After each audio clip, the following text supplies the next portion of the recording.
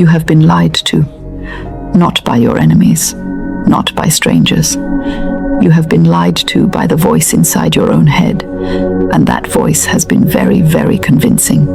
It has told you that money is hard to come by, that good things happen to other people, that you have to struggle and scrape and suffer before anything wonderful shows up at your door. And you believed it. Of course you believed it. You have been hearing it since before you could tie your own shoes. But today, right now, in this very moment, we are going to have a little conversation about the truth. And the truth is this: you are mentally programmed for abundance. You just forgot. And forgetting, my dear, is a very fixable problem. Now, before you roll your eyes at me and say, "Oh, here we go, another person telling me to think positive while my bank account looks like a sad trombone solo," I want you to stay with me.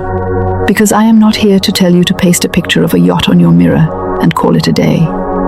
I am here to talk to you about something much deeper, much more practical, and honestly much more exciting than that.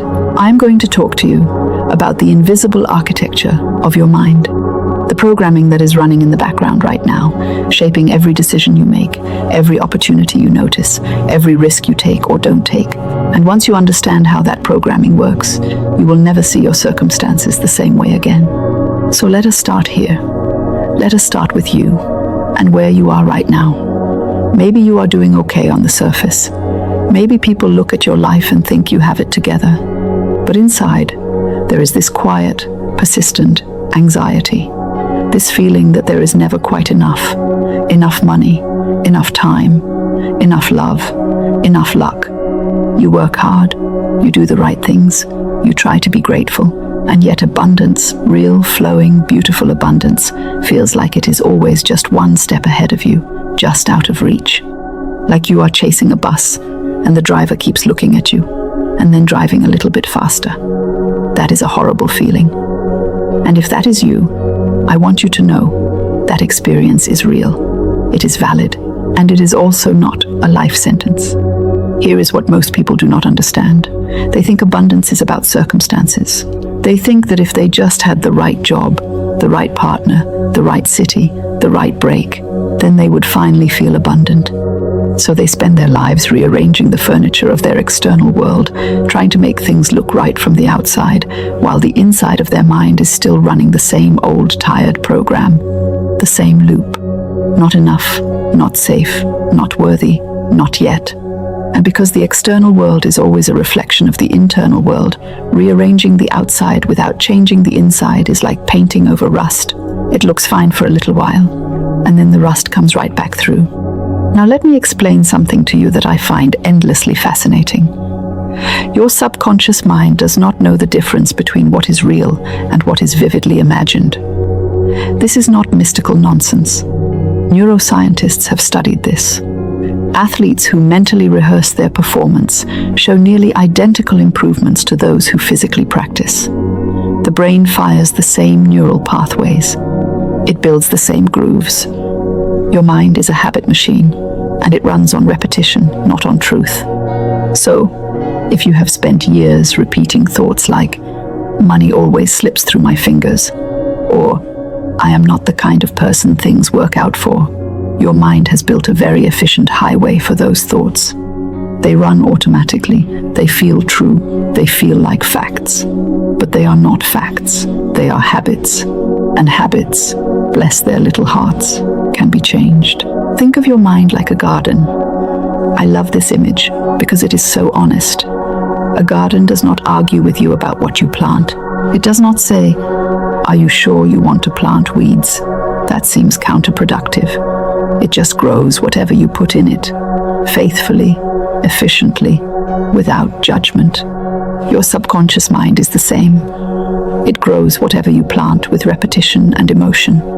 And most of us, without knowing it, have been planting a magnificent crop of lack, worry, and scarcity thoughts for years. And then we are surprised when we harvest lack, worry, and scarcity. We look at our harvest and say, "Universe, why have you forsaken me?"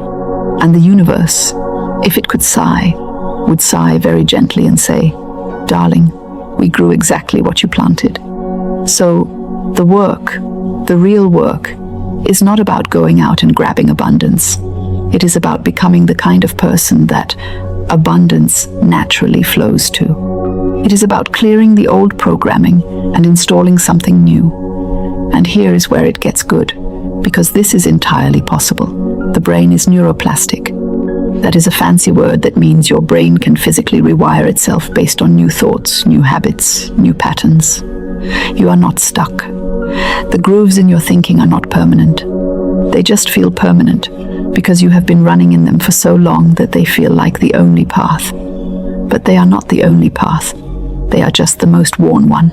Now let us talk about the specific programming that keeps people locked out of abundance, because I want to be precise here. There are a few core beliefs that almost every person who struggles with abundance is carrying around, and they are so common that we barely notice them anymore. They are like the background music in a shop. You do not consciously hear it, but it is absolutely affecting your mood and your decisions. The first one is this: I have to earn the right to receive. This sounds noble. It sounds responsible. But taken to its extreme, it becomes a prison. Because no matter how hard you work, no matter how much you achieve, the internal voice says, not enough yet. Work more, suffer more, prove more. And abundance never arrives, because the condition for deserving it keeps moving. You hit one goal, and the goalpost shifts. You achieve one thing, and the bar rises. This is not ambition. This is a program of unworthiness, running on a very industrious engine, and it is exhausting. The second program is this: abundance is for other people. You watch someone else succeed, and instead of feeling inspired, you feel a quiet, shameful sting of something like jealousy mixed with resignation. And somewhere deep down a voice says, that is for them, not for me. This is the scarcity mindset at its most insidious, because it teaches you that the pie is finite, that someone else having more means there is less for you. But the universe does not operate like a pie. It operates more like sunlight. One person standing in the sun does not take the sun away from you.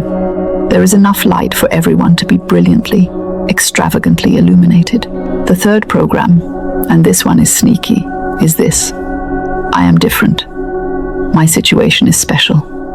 The rules don't apply to me, and not in a good way, in a limiting way.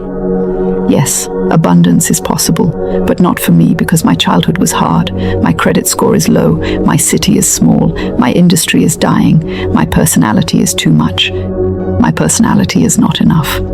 We collect evidence for our limitations with the dedication of a PhD student. We are absolutely brilliant at building the case for why we specifically cannot have what we want. And the mind, faithful garden that it is, grows exactly that case into reality. Here is the thing I want you to sit with for a moment. Every single one of those programs was installed without your permission. You did not choose them. You were a child, absorbing everything around you like a little sponge. And the adults in your life, the culture around you, the experiences you had, all of it wrote code on your subconscious. Code that said things like, money doesn't grow on trees, and who do you think you are? And life is